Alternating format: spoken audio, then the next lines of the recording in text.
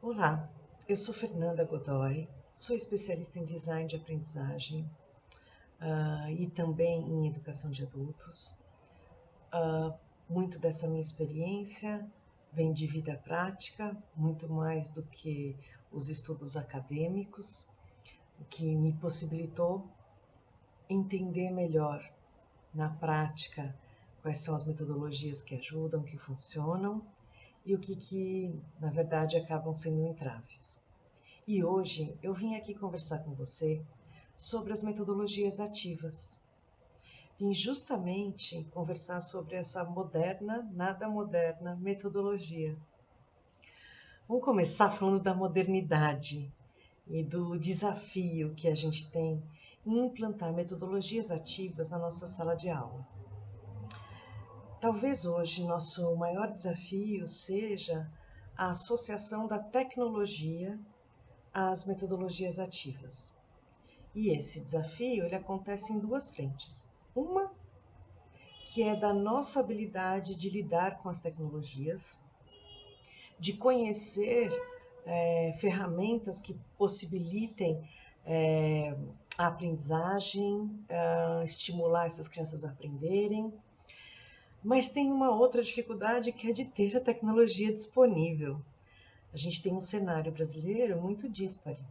Então, eu tenho lugares onde eu tenho recursos disponíveis dos mais avançados e tenho lugares onde eu não tenho isso. Pois bem, esse desafio ele pode ser vencido com mais facilidade. O desafio de obter as tecnologias talvez não seja possível vencer tão fácil, mas isso não me impede de estabelecer metodologias ativas na minha sala de aula. Já se eu tenho a tecnologia disponível, mas não tenho a habilidade de lidar com isso, bem, eu acho que aí cabe um tempinho de pesquisa, da gente pesquisar os diversos portais que tem, que disponibilizam materiais, ferramentas e técnicas para professores. Tem a Khan Academy, tem o portal do Futura, tem o portal do Mac, tem até do Discovery Channel, enfim, é um pouco de pesquisa e a gente vai descobrir um mundo de possibilidades. E aí a gente não precisa ter medo da tecnologia, porque na origem essa tecnologia era apenas saliva ou giz no máximo, e era possível aprender muita coisa. É agora que eu vou falar então da tecnologia não nova de aprendizagem ativa, de metodologias ativas. Eu tenho que lembrar que há 6.000 anos atrás, na civilização do Vale do Indo, lá onde hoje é a Índia, a educação era feita com gurus. Gurus são professores. E os gurus levavam os filhos das famílias para ficar com eles por algum tempo, para que eles aprendessem tudo o que eles precisavam aprender sobre a vida, para serem bons cidadãos e servirem aquela sociedade, desempenharem algum papel importante naquela sociedade. Como é que era esse processo? Esse guru dava tarefas para essas crianças, para que elas tirassem uma lição dessa tarefa. Esse guru contava histórias, esse guru fazia charadas, colocava enigmas para que essas crianças tentassem resolver os enigmas. Eu estou falando de sala de aula invertida. Eu estou falando de faz uma pergunta e deixa essas crianças irem atrás da resposta. E deixa elas se encantarem com a resposta e trazerem a resposta e a gente ajustar essa resposta para o que de fato era o correto ou o que a gente precisava como resposta. Tempos um pouco mais recentes, a gente tinha nas escolas filosóficas, eu tinha especialmente a escola socrática, que dá origem ao que a gente chama de método socrático, de questionamento, que talvez seja exatamente a nossa principal ferramenta para uma sala de aula invertida, por exemplo. Porque eu preciso melhorar a minha habilidade de fazer perguntas. Perguntar o que é, hoje, já não faz mais tanto sentido quando eu tenho um Google. Eu costumo dizer que a gente tem que pensar, quando vai para uma sala de aula, em que eu posso trazer que o Google não traz.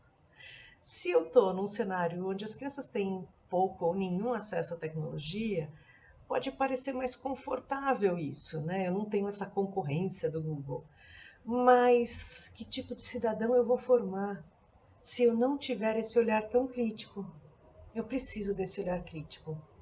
Eu preciso ter em mente que a nossa missão é contribuir para a formação de cidadãos que sejam ativos socialmente, que tenham opinião, que possam contribuir para a comunidade onde eles vivem e contribuir de forma positiva.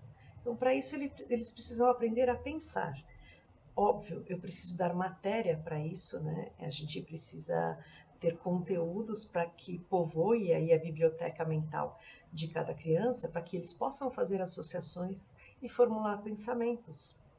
Então, nesse sentido, quando a gente fala de uma metodologia ativa, eu estou falando de estimular isso. Muito bem, vamos falar de algumas coisas. Eu quero falar de sala de aula invertida, quero falar de jogos, quero falar de cooperação e quero falar de personalização de aprendizagem. Vou começar pela sala de aula invertida. Muito bem, eu acho que esse nome nem é exatamente o nome mais adequado, porque ao falar que a sala de aula é invertida, parece que a gente está fazendo alguma coisa contrária, alguma coisa que não é assim tão boa. E não é fato, isso não é uma verdade, né? A sala de aula invertida, na verdade, a gente sabe disso, ela quer dizer que é você tirar um tanto de voz de ação do professor e colocar isso na mão das crianças, né? Inverter esses papéis. É fazer as crianças darem aula? Não, é fazer as crianças se responsabilizarem também pelo aprendizado delas. Então, não é a única forma de sala de aula invertida, não é faça um trabalho e vem aqui apresentar, né? A gente pode ter outros caminhos para isso. Pois bem, vamos lá. Vamos começar aqui com como é que é a tarefa, como é que a gente faz isso. A primeira parte é que a gente vai apontar quais são as matérias de pesquisa que essas crianças têm que fazer para poder entregar algo de forma invertida, né? Na sala de aula, para contribuir com a aprendizagem dos colegas. Aí eu tenho um ponto de atenção bastante importante. A gente tem que cuidar para que a gente não esteja sobrecarregando a vida diária dessa criança. Por quê? Porque ela tem que ter espaço para outras coisas, para que também fomente a criatividade na mente dela. Então, em modelos modernos, como é o modelo da Finlândia, que sim, é um modelo bem bacana, bem bonito e muito mais fácil de implementar num país com a dimensão da Finlândia. Mas a gente pode aprender alguma coisa com isso. Recentemente, a regra é que as crianças só podem fazer no máximo 20 minutos de lição de casa. Então, a lição de casa tem que ser organizada para ter no máximo 20 minutos. 20 minutos incluindo todas as matérias, não é só a sua matéria, né? Isso vem com o entendimento de que a inserção social dessa criança é parte do aprendizado dela.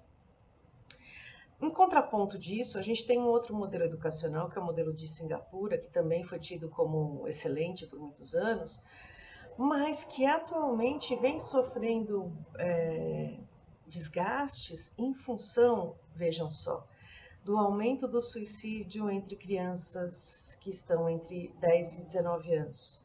E isso acontece pelo alto índice de exigência das escolas. Eles têm um modelo competidor, então existe o ranking o tempo inteiro e eles têm muita lição de casa, o suficiente para não dar tempo de viver outras coisas. Então, eu preciso achar um equilíbrio.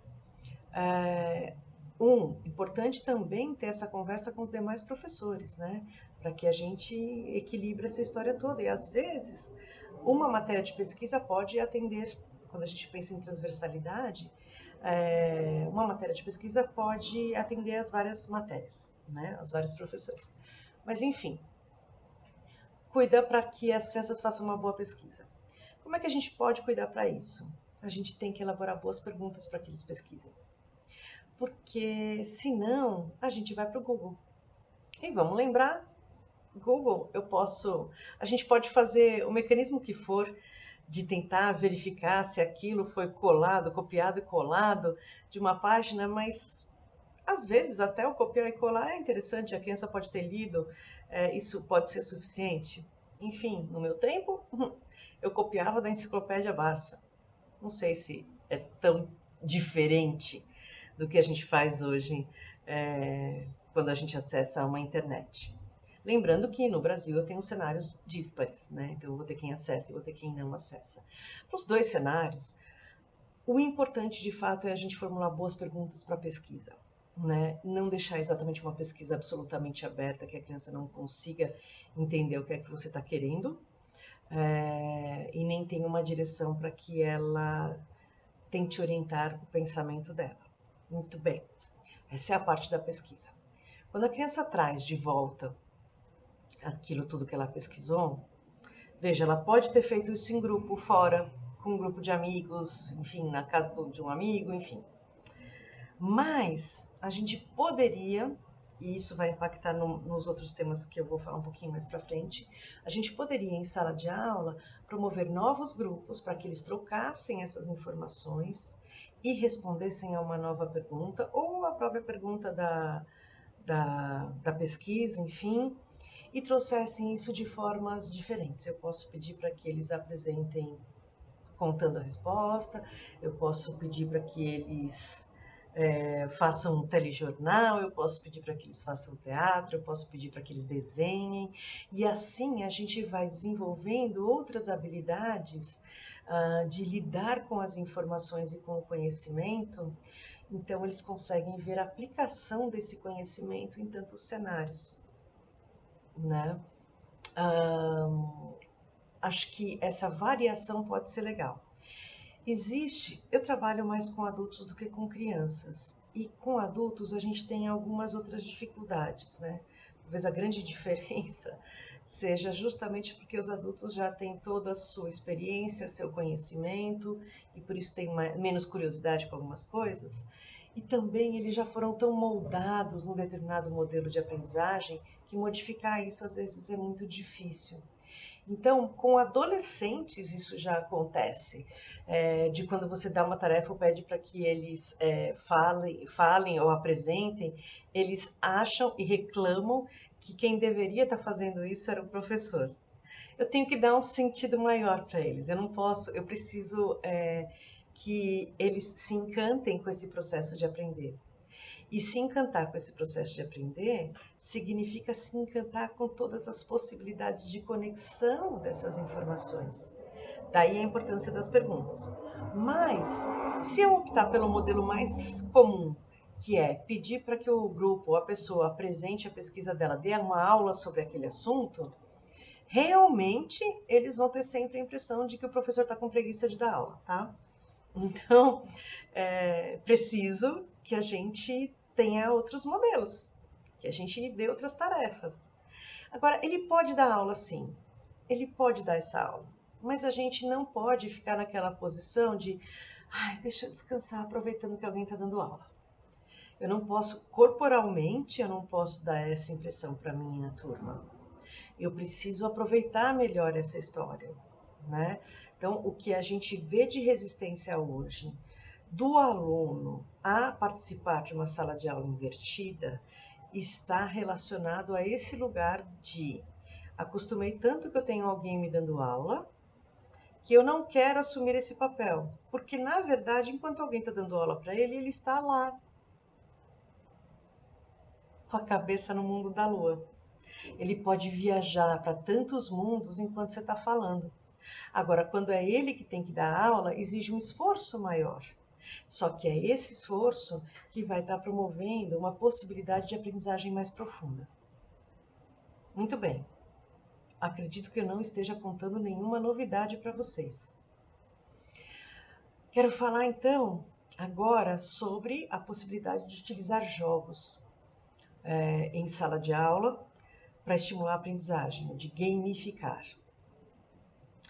Quando a gente gamifica alguma coisa, na verdade, a gente precisa pensar o seguinte: o nosso sistema educacional, que tem matérias, provas, pequenas avaliações, grandes avaliações, médias, ele já é um modelo gamificado. Eu te falo uma coisa, se você responder certo, você ganha ponto. Isso já é uma gamificação. Mas é uma gamificação que ela é razoavelmente pobre, né? E ela não é estimulante da aprendizagem, ela é ameaçadora da não aprendizagem.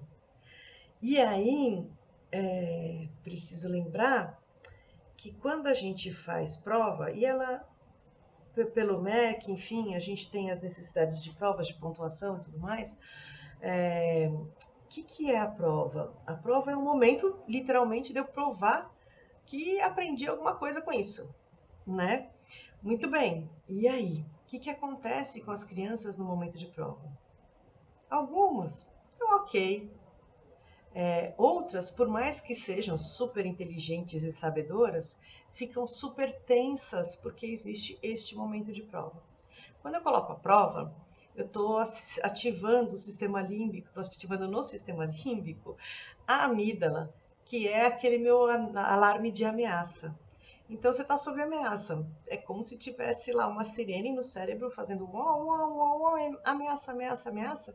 E esta sirene, quando ela soa, ela faz o corpo reagir a uma ameaça. Então, ele vai fechar a área de criatividade, porque agora não é hora de ser criativo.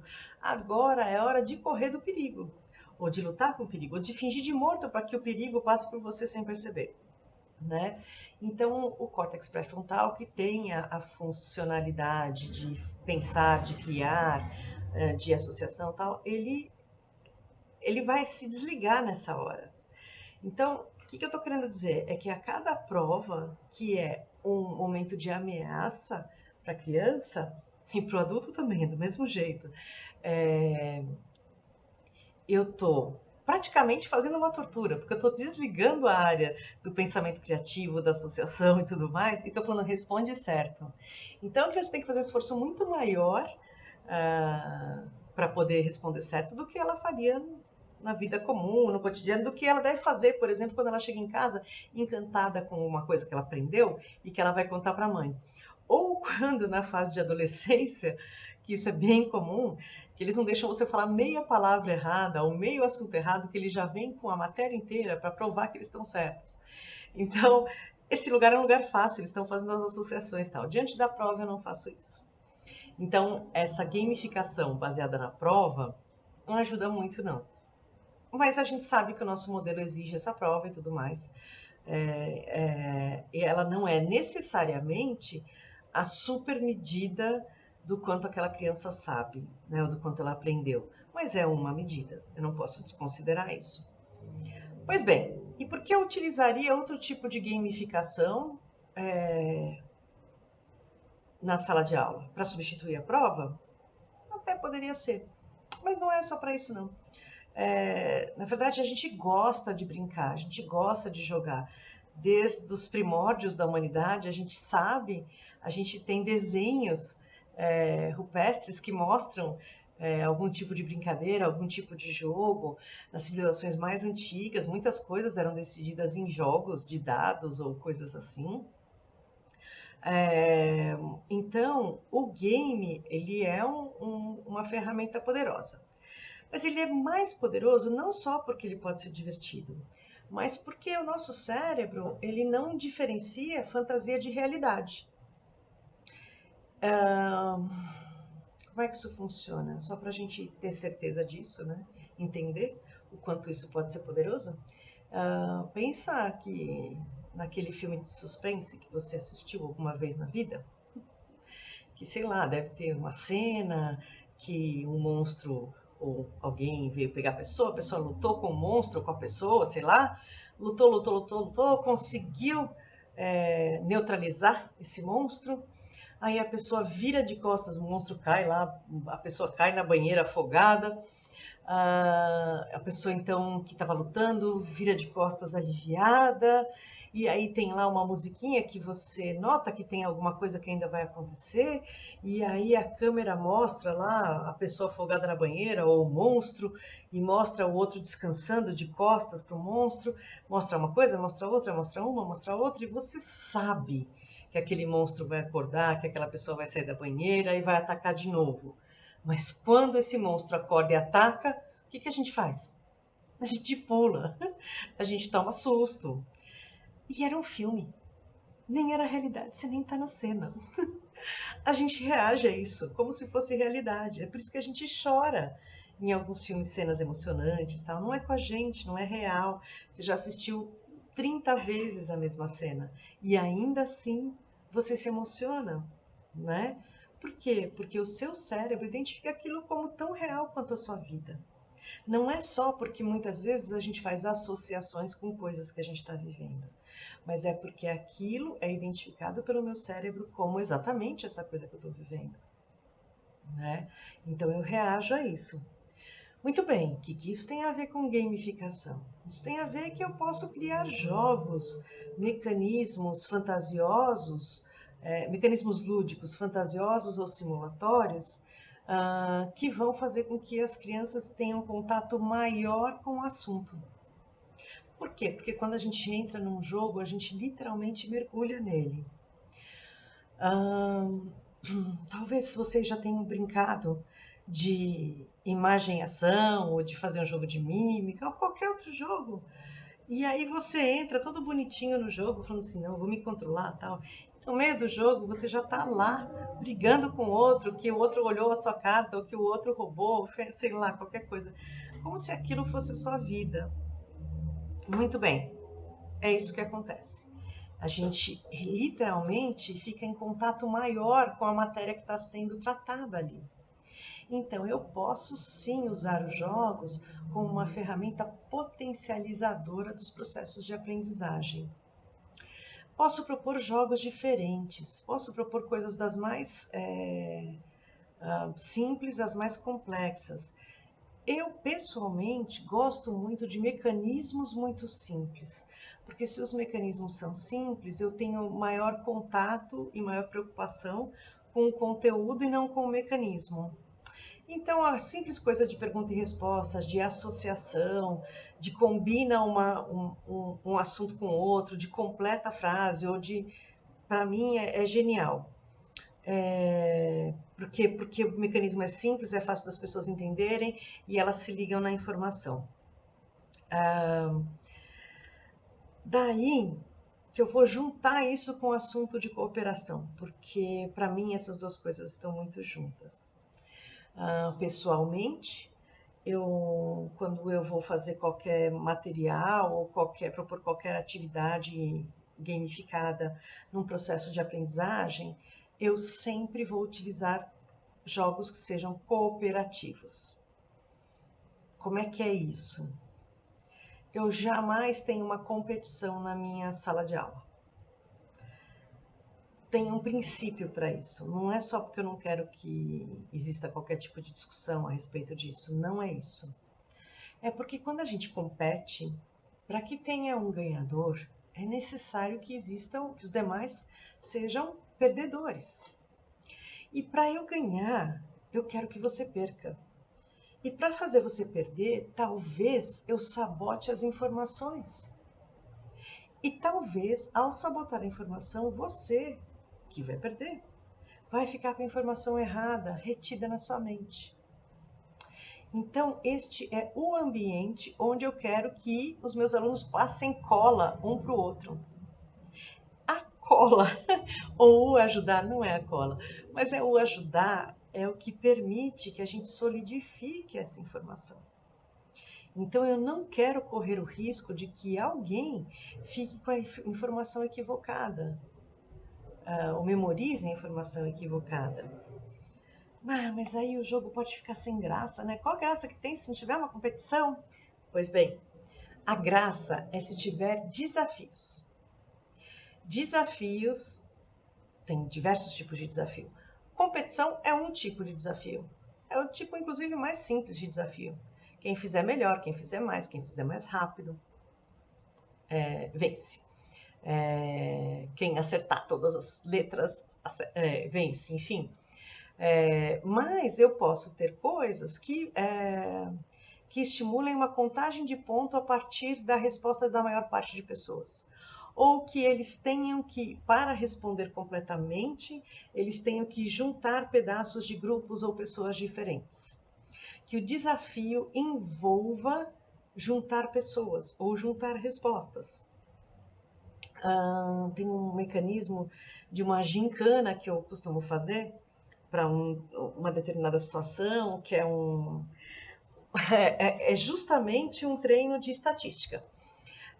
Então, entender as fórmulas, os caminhos, acertar as médias, enfim. E a gente faz isso para turmas grandes, e eu divido as turmas em pequenos grupos, e a gente põe a pergunta, e eles têm que me dar resposta em X tempo, só que só fazemos pontos se 60% da turma acertar. 60 ou mais, né? Eu preciso pelo menos disso. Minto, não é 60, é 70. Só se 70% da turma acertar. Se 70% da turma acertar, contamos um ponto. E o nosso desafio é chegar em X pontos.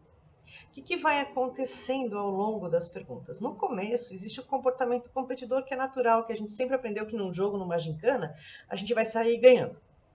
E aí, na primeira resposta que eu conto e que não deu 70%, ou que eles percebem, então, que, nossa, precisa de mais gente acertar, eles começam a ajudar o outro a acertar.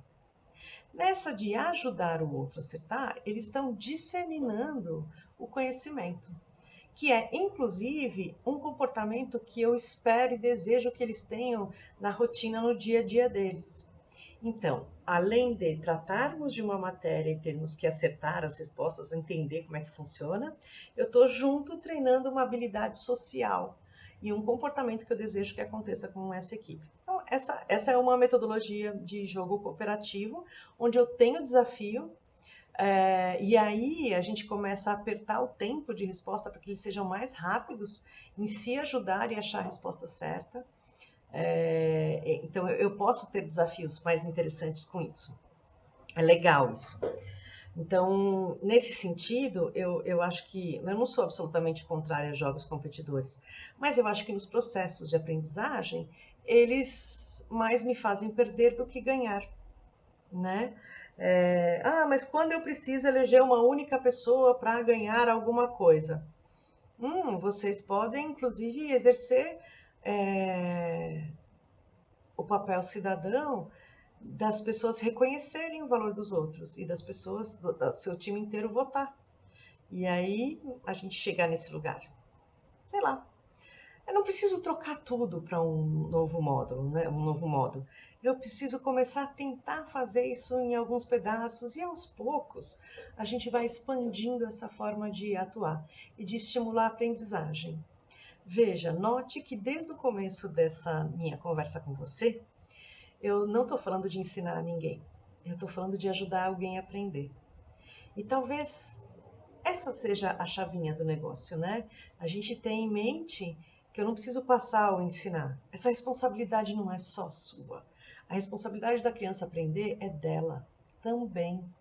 A sua responsabilidade é de ajudá-lo a achar o melhor caminho, de orientar nas melhores respostas, onde pesquisar, como fazer, ajudar a fazer as associações, mas ele também tem a responsabilidade de aprender. É por isso que a gente chama de metodologia ativa, onde todos são ativos. Não tem você se matando para dar uma aula, para enfiar coisas na cabeça das crianças, e eles simplesmente passivos. Esse lugar não facilita a aprendizagem, né? Então, quando a gente fala de metodologia ativa, eu estou falando disso, de corresponsabilidade sobre essa história toda, né? Muito bem. Então, eu falei de sala de aula invertida, eu falei de gamificação e falei de cooperação. Eu vou só aprofundar um pouquinho mais no sentido de cooperação. Quando a gente olha o mundo que a gente vive, a gente fala muito de ser competitivo, que as pessoas têm que ser mais competitivas e coisa e tal. O que eu não lembro é que a palavra competitividade não é associada exclusivamente à competição. Ela é associada também à competência. Inclusive, o termo competitividade, ele vem da escola de administração, onde toda a sua literatura era traduzida, né? Ela era originalmente em inglês e era traduzida, e em inglês a palavra competence significa concorrência, mas também significa competência. Então, a competitividade, que foi sempre traduzida como ser o melhor num ambiente de competição, ela está desconsiderando que isso tem a ver com ser mais competente do que você era ontem. E às vezes, para ser mais competente do que você era, você precisa reunir com competências de outras pessoas. Então, talvez hoje não é uma das, é um conjunto de, as competências mais importantes da gente desenvolver sejam as competências socioemocionais, porque a vida em grupo, a vida em sociedade não é simples. Ela depende da gente conseguir reconhecer e lidar com as nossas emoções e reconhecer e lidar com as emoções dos outros. Então não basta eu tirar 10 em todas as matérias, eu tenho que conviver sadiamente com os meus colegas, com os meus professores, eu tenho que contribuir socialmente, eu tenho que conseguir ser um cidadão ativo, participativo, funcional. Eu tenho que ter isso. Na verdade, o que a gente tem visto na vida adulta é um tanto de crises de ansiedade, de depressão, provocadas por uma série de fatores, mas entre eles pela nossa inabilidade de lidar com os nossos sentimentos e emoções. Então, até agora, quando eu falei de sala de aula invertida, de gamificar ou de cooperação, note que em todos esses lugares eu estou precisando lidar com as matérias diferentes, porque não tenho mais uma única pessoa falando e todo mundo ouvindo silenciosamente e depois me dando uma resposta correta. Eu estou falando de ouvir diferentes vozes que vêm de diferentes casas, com diferentes valores, e que, na verdade, propor esta conversa pode ser crucial para garantir a felicidade dessa criança ou não. Para garantir que ela seja um adulto bacana, que ela seja um cidadão interessante, né? Entendendo que não há certo e errado em emoções, entendendo que a gente tem que lidar com isso. E quando a gente fala de utilizar processos cooperativos, então usar jogos cooperativos, apresentações cooperativas, enfim, utilizar mais a cooperação como ferramenta pedagógica, inclusive existe uma metodologia chamada Pedagogia da Cooperação. Existe um curso disso aqui em São Paulo e acho que ele acontece em outras cidades do país também, que é bem interessante. Mas quando eu falo de estabelecer isso como uma cultura, estou falando de estabelecer isso, um modus operandi que faz com que estas crianças levem isso para suas casas, levem isso para os seus bairros e levem isso para a sua vida adulta. E a gente tenha um ambiente mais democrático, a gente tenha um ambiente mais saudável e mais rico, porque se eu posso ouvir diferentes opiniões, diferentes visões e juntar essas visões, porque eu não preciso estar certo para ganhar o prêmio, esse estar certo pode ser juntar com outras informações, então ganhar o prêmio. Talvez a gente consiga estimular algo tão importante, que é a habilidade social, a habilidade de convívio, a habilidade de lidar com diferentes opiniões, né? É bem importante isso. Então, pensar no aspecto cooperativo é bastante importante. E aí vou fazer uma ressalva importante. Falei das plataformas para vocês, que a gente pode buscar ferramentas e tudo mais, né? Então eu falei de Khan Academy, falei de Futura, falei de Discovery, falei do próprio Mac. Se não me engano, do Mac e do Futura, eles têm mais materiais para a gente acessar. O Khan Academy, hoje no Brasil, existe uma fundação, que é a Fundação Lehman, que trouxe essa plataforma para o Brasil e que faz a tradução e tudo mais, e ele tem módulos para professores e tudo mais, mas aí eu vou chamar uma atenção para uma coisa, porque todos os módulos deles para professores, eles estão baseados na competição, eles estão baseados no ranking de quem acertou, quem não acertou, quantos acertaram, quantos não acertaram, tal. Então eu diria, coloca uma atenção especial nisso para não ficar excessivamente competidor, tá? Vou voltar lá no modelo da Finlândia. No modelo da Finlândia, eles não se baseiam, veja, o modelo de Singapura, eles se baseiam no melhor aluno. Então, o melhor é esse daqui, essa é a minha meta. Na Finlândia, o modelo, ele olha para quem está com dificuldades.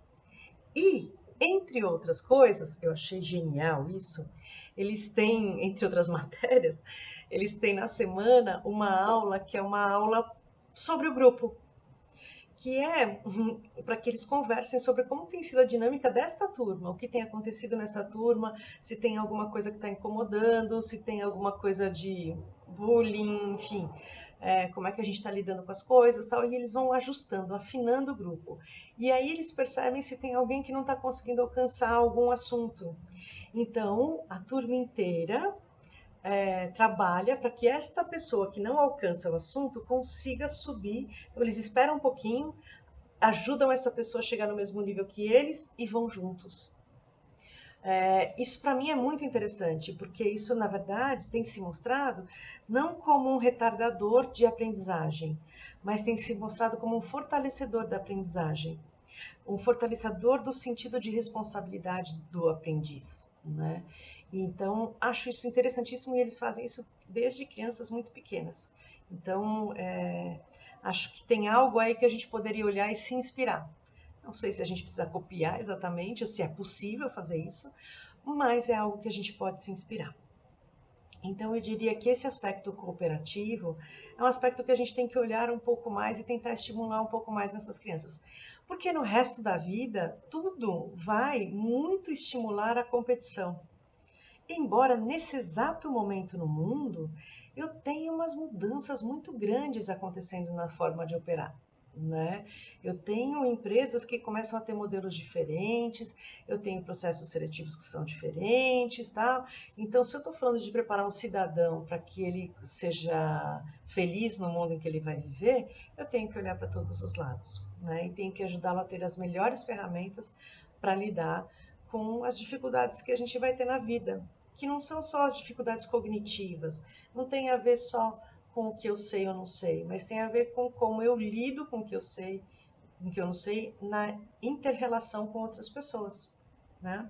Então, nesse sentido, é super importante eu começar a olhar um pouquinho mais para esses aspectos cooperativos. Lembrando que cooperar não é um grupo carregar alguém nas costas, sabe? Ter aquela pessoa que não faz nada. Cooperar significa todo mundo dar o seu melhor e a gente ter um resultado fantástico, né? Então, é isso. Muito bem, a gente falou então de sala de aula invertida, a gente falou de gamificação, falei de cooperação, quero falar um pouquinho de personalização de aprendizagem, que essa talvez seja a maior tendência, mas também, aí sim, um baita desafio. Se eu uso diferentes... Deixa eu voltar um pouco. Quando a gente fala de personalização de aprendizagem, eu estou falando de atender aos diferentes ritmos que eu vou encontrar dentro de uma sala de aula. Então, eu vou ter gente que é super acelerada e aprende muito rápido, e talvez seja assim para todas as matérias ou só para algumas matérias. E eu tenho alguém que aprende mais devagar, eu tenho alguém que aprende por meios diferentes. E se eu pensar numa sala de aula inclusiva, então eu tenho de verdade grandes variações. Muito bem. Como é que a gente então vai fazer um ensino individualizado? Como é que eu promovo esse processo de aprendizagem individualizada? Respeitando essa característica individual, particular deste indivíduo. E ainda assim chegamos todos juntos em algum lugar. Aí entra justamente a nossa criatividade. E eu acho que é justamente aí que a sala de aula, ou que as metodologias ativas podem realmente nos ajudar. Por quê? Porque se eu uso diferentes ferramentas de metodologia ativa, eu vou atender aos diferentes estilos de aprendizagem, aos diferentes ritmos, provavelmente, também. Então, num determinado tipo de atividade em que eu vou muito rápido, aprendo muito bem, e o outro não vai, no momento seguinte eu tenho uma outra atividade onde eu não tenho essa velocidade toda, mas o outro pode ter um pouco mais. Então eu vou, ao longo do tempo, atendendo necessidades individuais. E, mais do que isso, se eu junto com o aspecto de cooperação, eu posso cuidar para que eles também aprendam entre si. Ou seja, alguém que já evoluiu, que já entendeu, que já sabe de tudo, ajuda aquela pessoa que ainda não chegou lá, para que juntos eles consigam entregar determinada tarefa. E aí a gente está realmente ativando todo o potencial de aprendizagem quando eu coloco na mão deles também a responsabilidade de fomentar esse processo de aprender. Óbvio, você tem que estar atento, óbvio, você tem que aparar as arestas, óbvio, você tem que dar a matéria final, dar a resposta final, afirmar isso daqui está correto, isso daqui nem tanto, olha, isso daqui para estar correto faltava isso. Enfim, a gente precisa desse olhar. Mas o seu olhar vai ser muito mais para esse refinamento e para que eles se encantem com isso e para que cada vez mais eles queiram chegar no lugar certo, na resposta certa, naquele lugar onde você nem tem o que acrescentar. Isso é muito desafiador para eles e também muito estimulante, porque na infância a gente olha o adulto sempre como, a despeito de diferentes situações, mas a gente olha como alguém que sabe mais, né? Então, você conseguir chegar nesse lugar de saber tanto quanto isso, nossa, é muito legal. Então, se eles conseguirem chegar nesse lugar, você vai estar formando pessoas fantásticas. Então, esse é o seu papel, é de variar nas atividades para promover todo mundo ativo o tempo inteiro. Porque, veja, se todas as vezes que eu pensar numa metodologia ativa, eu pensar em vai para casa, faz uma pesquisa e apresenta aqui um seminário, uma aula, isso vai ser muito igual e não é desafiador. Então, eu preciso variar isso. Use para que eles apresentem de formas diferentes, para que eles façam um documentário, para que eles façam uma notícia de jornal, para que, enfim, para que eles representem qualquer coisa que seja variada, para a gente estimular também as diferentes habilidades dessas crianças. Muito bem, acho que falei demais e muito provavelmente muitas coisas que você já conhecia. Agora, eu queria propor para que a gente pensasse em como fazer um plano de aula incluindo isso. Se você é alguém que já usa metodologias ativas na sua sala de aula, fantástico, acho que essa é uma tarefa fácil. Mas se você é alguém que ainda tem algum receio com isso, quero te lembrar uma coisa importante. A nossa escola veio desse lugar aí.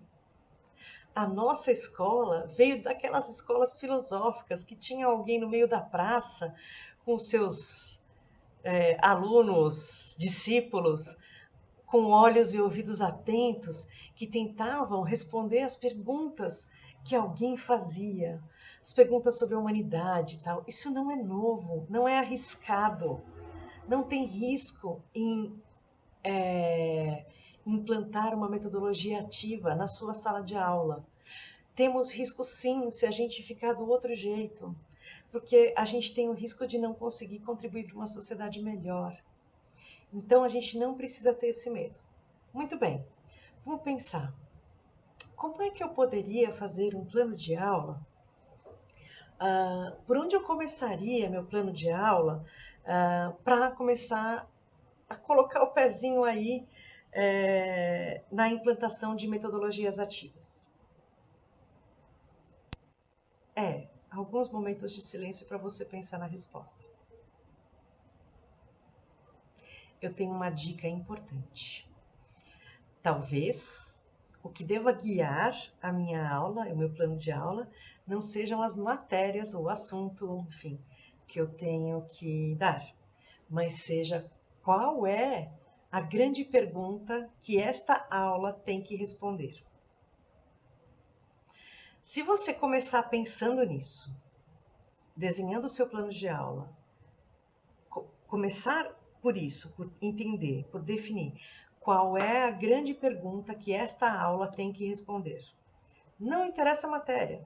Isso pode ser em língua portuguesa, pode ser em matemática, pode ser em ciências, pode ser, enfim, qualquer matéria. Qual é a grande pergunta que esta aula tem que responder? Uma vez que você tem essa pergunta, você pode dar a resposta. Você pode anotar a resposta. Então, você tem uma pergunta e você tem uma resposta. Essa pergunta é a pergunta que vai guiar a sua aula. E talvez fosse ela a primeira coisa que você devesse falar na sua sala de aula, nesta aula. Talvez você devesse colocar esta pergunta logo de cara e ver como é que vem as respostas. E a partir das respostas a gente construir novas perguntas. Eu posso começar pelo modelo socrático simples e começar a ter uma ativação na minha sala de aula. Ou posso definir esta pergunta, trazer essa pergunta e dizer: temos essas coisas aqui, temos essas matérias. A resposta deve estar no capítulo tal do livro. Mas eu quero que vocês me respondam isso, mas isso, isso, isso e isso. Ou de tal forma. Quero que vocês contem uma história que contenha a resposta disso. Quero que vocês façam um desenho para explicar isso. Quero que vocês façam uma mímica e representem essa resposta. Quero que vocês pesquisem aí e me digam tudo o que vocês acham que pode responder. Vocês têm 10 minutos para pesquisar e trazer uma resposta. E a partir da resposta, a gente faz uma nova pergunta, ou a gente refina a pergunta, ou a gente vai juntando as respostas na lousa e vai vendo o que deu aquilo. E aí eu já estou dentro de um modelo de sala de aula com uma ativação. Posso usar mais ferramentas? Posso. Posso trazer audiovisuais? Posso. Posso trazer peças, papéis, quebra-cabeças, cola, tinta? Posso. Posso trazer livros, artigos? Posso. Posso, se eu tenho acesso à tecnologia, posso pedir para as crianças pesquisarem na internet? Devo. Uma das coisas que eu fiz num trabalho com adolescentes recente é que a gente não consegue mais se desconectar dessas coisas aqui, né? É difícil, e é difícil a gente controlar o uso disso na sala de aula também. Às vezes, as escolas têm mecanismos para isso, às vezes não. Às vezes, ainda tendo mecanismo para isso, eles estão usando celulares na sala de aula. Vamos usar isso para uma utilidade boa? Às vezes, eu posso fazer uma pergunta e pedir para eles saírem fotografando aquilo fazerem uma pesquisa de campo na própria escola e fotografarem aquilo que eles identificarem que tem a ver com a resposta que eles têm que dar. Então, eu posso usar tudo que tiver ao meu alcance.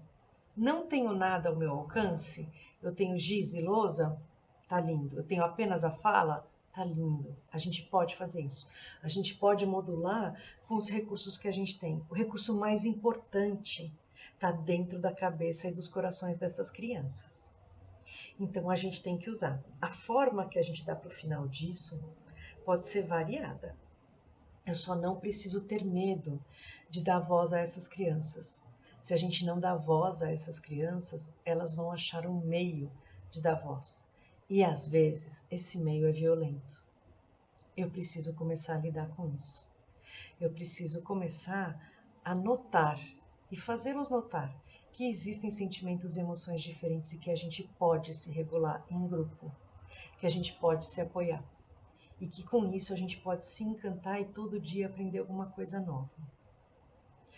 Eu vou sugerir para vocês, eu vou deixar um link de uma apresentação de um professor chamado Sugata Mitra.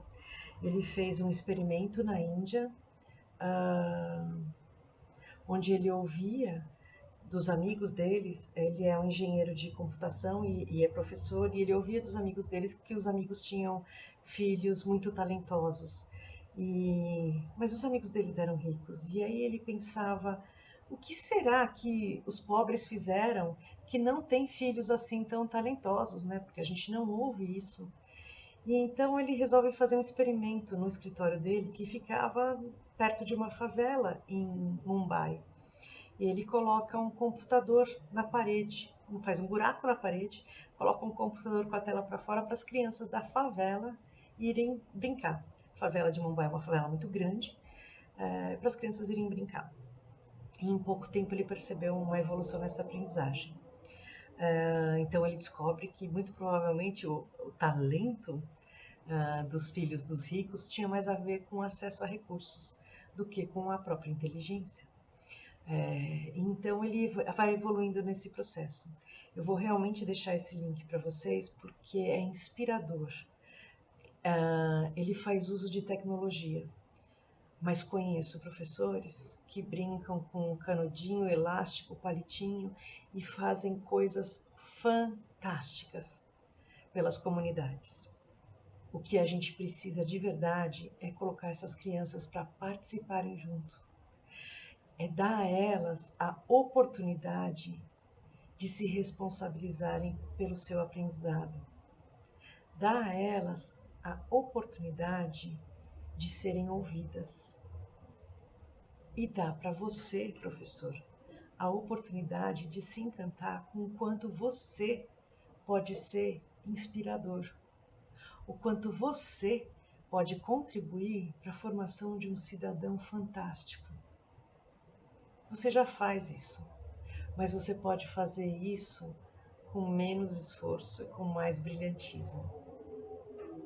Muito bem, vou ficar por aqui e espero que essa aula tenha servido para trazer alguns insights. Eu acho que talvez eu não tenha trazido muitas novidades para vocês, mas eu estou trazendo algumas associações, que é o que eu vivo hoje na vida de quem dá aula para adultos. Então eu enxergo alguns traços que a gente herda e que às vezes dificultam a nossa vida adulta. E a gente pode evitar isso. Para você, eu desejo não boa sorte, mas eu desejo energia, vontade, encantamento para agitar essa sala de aula e turbinar a aprendizagem dessa garotada. A gente precisa deles para que o nosso mundo seja melhor. Obrigada, até mais.